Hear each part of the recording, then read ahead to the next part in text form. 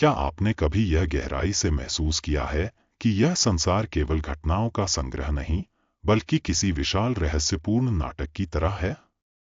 जन्म, प्रेम, संघर्ष, सफलता, विफलता, मिलन और बिछड़ना, सब कुछ जैसे एक अदृश्य लय में घटित हो रहा है। कभी जीवन हमें हंसाता है, कभी रुलाता है, कभी ऊंचाइयों पर ले जाता है और कभी पूरी तरह तोड़ देता है। तब मन में एक गहरा प्रश्न उठता है, क्या यह सब केवल संयोग है, या इस पूरे अस्तित्व के पीछे कोई दिव्य उद्देश्य, कोई ब्रह्मांडीय खेल चल रहा है? सनातन धर्म इस रहस्य को एक अत्यंत सुंदर शब्द में व्यक्त करता है, लीला। ईश्वर की लीला। लेकिन लीला का अर्थ केवल खेल नहीं है, जैसा हम सामान्य रूप से समझते हैं। यह कोई हल्की या सतही अवधारणा नहीं, बल्कि अस्तित्व के सबसे गहरे आध्यात्मिक रहस्यों में से एक है। यह वह दृष्टि है जो जीवन को केवल दुख और संघर्ष के रूप में नहीं, बल्कि एक दिव्य अभिव्यक्ति, एक चेतन नाटक और परम आनंद की रचना के रूप में देखने की क्षमता देती है। तो आइए, इस अत्यंत गहरे और दिव्य विषय को 5 महान रहस्यों के माध्यम से विस्तार से समझते हैं। पहला रहस्य, लीला का अर्थ, ईश्वर का सहज और आनंदपूर्ण सृजन। सबसे पहले यह समझना आवश्यक है कि लीला शब्द का वास्तविक अर्थ क्या है। मानव जब कुछ करता है तो उसके पीछे कोई न कोई कारण होता है, लाभ, आवश्यकता, भय, इच्छा या कमी। लेकिन ईश्वर के संदर्भ में सनातन दर्शन कहता है कि परमात्मा पूर्ण है। उन्हें किसी चीज की कमी नहीं, उन्हें कुछ प्राप्त करने की आवश्यकता नहीं। तो फिर सृष्टि क्यों बनी? यहीं लीला का रहस्य शुरू होता है। ऋषियों ने कहा कि यह सृष्टि किसी मजबूरी का परिणाम नहीं, बल्कि परम चेतना की सहज अभिव्यक्ति है। जैसे एक कलाकार आनंद में चित्र बनाता है, जैसे एक संगीतकार भीतर की धुन को स्वर देता है, वैसे ही ईश्वर अपनी अनंत चेतना और आनंद को इस ब्रह्मांड के रूप में प्रकट करते हैं। इसलिए सृष्टि केवल निर्माण नहीं, बल्कि एक दिव्य अभिव्यक्ति है। और यही लीला है, एक ऐसा सृजन जो आवश्यकता से नहीं, आनंद से जन्मा है। दूसरा रहस्य, सृष्टि एक मंच है और हम सब पात्र हैं। सनातन दर्शन अक्सर संसार की तुलना एक नाटक से करता है।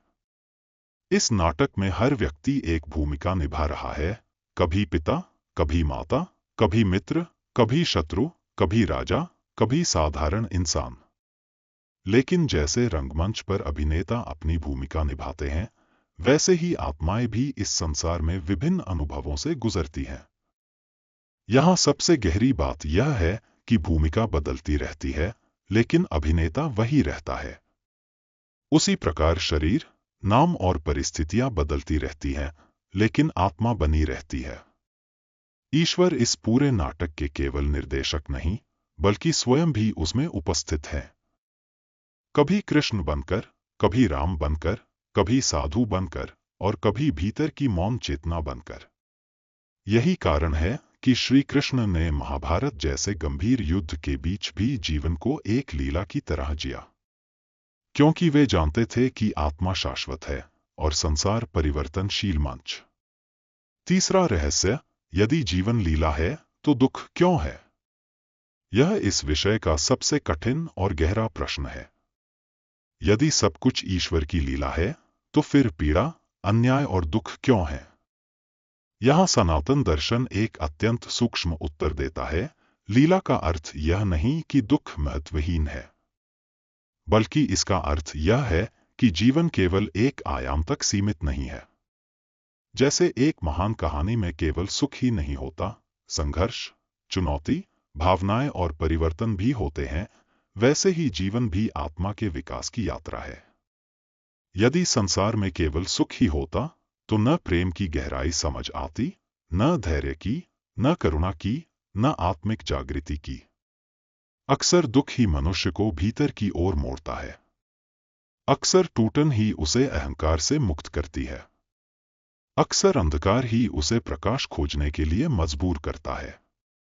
इसका अर्थ यह नहीं कि ईश्वर दुख देकर आनंद लेते हैं, बल्कि यह कि इस परिवर्तनशील संसार में हर अनुभव आत्मा की यात्रा का हिस्सा बन सकता है।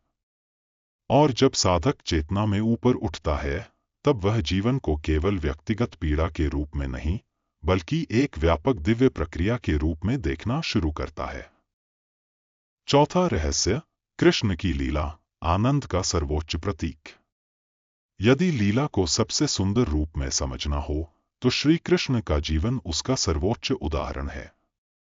कृष्ण का पूरा जीवन विरोधाभासों से भरा है। वे योगेश्वर भी हैं और बांसुरी बजाने वाले ग्वालबाल भी। वे युद्ध भूमि के मार्गदर्शक भी हैं और रासलीला के आनंदमय नर्तक भी।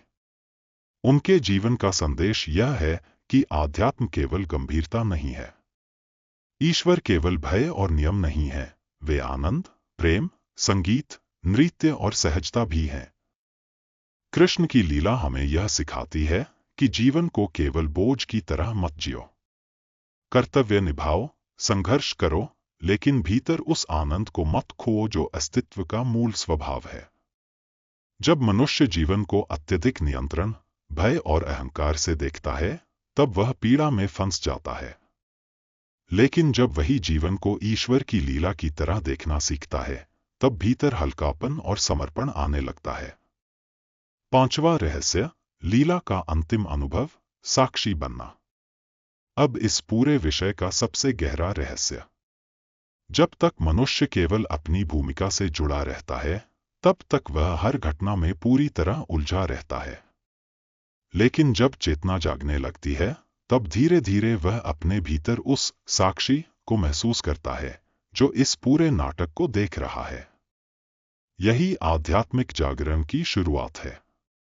तब व्यक्ति जीवन से भागता नहीं, बल्कि उसे अधिक जागरूकता से जीता है।